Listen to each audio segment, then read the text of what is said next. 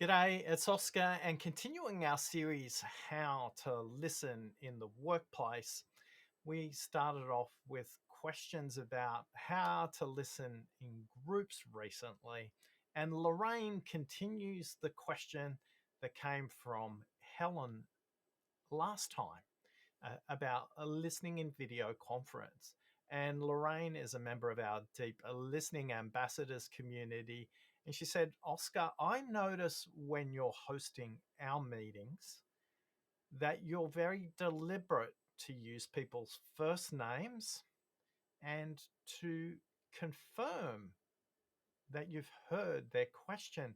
Could you unpack what you're doing and, more importantly, how you're doing it and why you're doing it? Well, thanks, Lorraine, and great that you were listening and noticing. I think a long time ago, I read a very simple book that said the favorite sound of everybody in the world is the sound of their own name. And when you're in a crowded room, you can be speaking and there'll be lots of ambient background noise. And yet, if somebody else mentions your name in another conversation, your mind immediately tunes in at that moment because the sound of your voice is very attractive. So, Lorraine, I think it's crucial to name the speaker in that conversation moment. When they ask me a question, Lorraine, be careful not to become too repetitive or too obvious. Using the name consistently is also distracting and annoying. So we're all adults, but first time, definitely use their name. It helps you to listen to their name as well. And the act of you speaking the name will help with recall. Now, the second thing you noticed, Lorraine, was that I don't often answer questions the very first time. The very first time people ask this question, they often don't have the question fully formed in their mind. So I'll often pause, play the question back in my own head, and ask myself a couple of perspectives. Number one, is the question clear to me? Number two, does the question actually make sense? And number three, is the question helpful for that person as well as the group? In that moment, I'm calibrating to make sure that can I answer yes to all three of those questions? If I can't, I'll either prompt them to tell me more. And I noticed at the bottom of the email you mentioned, now you know what tell me more means. You have a giggle every time I do it, despite its power. So, first thing in clarification is just tell me more. And often the tell me more will get them to a point of explanation. But in about a third of cases, Lorraine, it doesn't. And I simply say, if that was a subject line in an email, what would it be? What I want to do is get them to get the question down to roughly 8 words or less, but also give them the time to make sure they're clear on the question that they're asking. So that is really critical. Now, you also mentioned that paraphrasing takes place sometimes. I use paraphrasing to connect people across the group.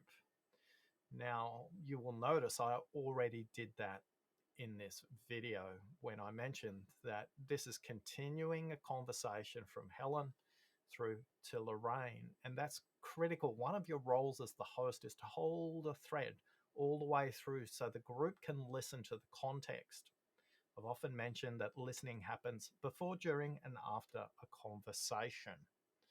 So, Lorraine, when I'm paraphrasing, see if you can notice the nuance. I'm paraphrasing to connect across the group rather than paraphrasing what that person said. Often I'll say, yes, that builds on beautifully from what Helen mentioned earlier on, or I'll make a distinction and say, Lorraine raises a good point, slightly different to what Helen mentioned earlier on, and I think we can learn from both perspectives. So, Lorraine, when it comes to how I'm showing up, I think one is crucial. Use the names where possible. Don't be repetitive. Two, ask clarifying questions so you can help the speaker be very clear in what they're asking.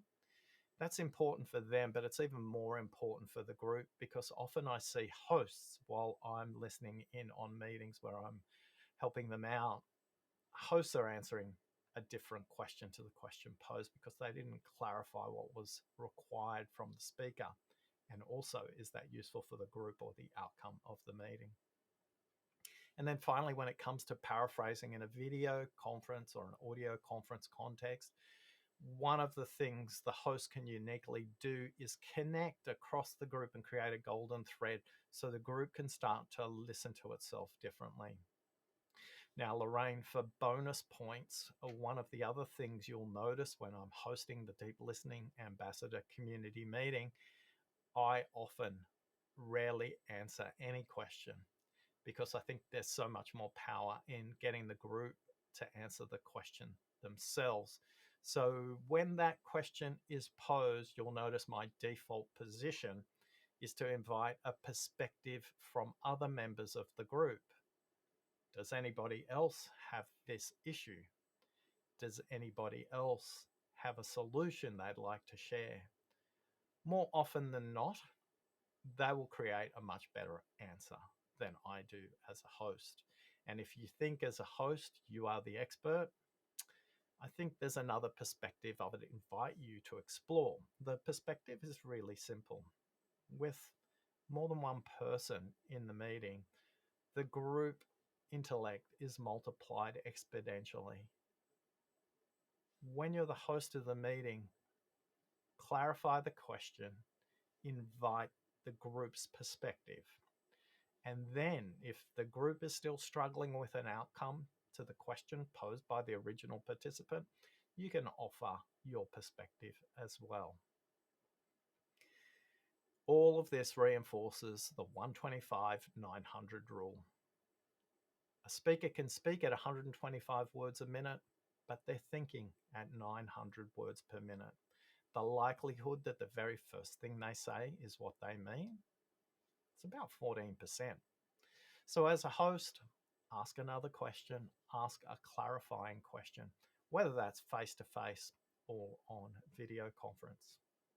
Lorraine, I'll be curious to see what happens when you apply this technique, and possibly you might notice me in the next Deep Listening Ambassadors community with slightly different eyes and different ears. I'm Oscar Trimboli, and I'm on a quest to create 100 million deep listeners in the world. And today you've given me a wonderful gift. You've listened to me. Thanks for listening.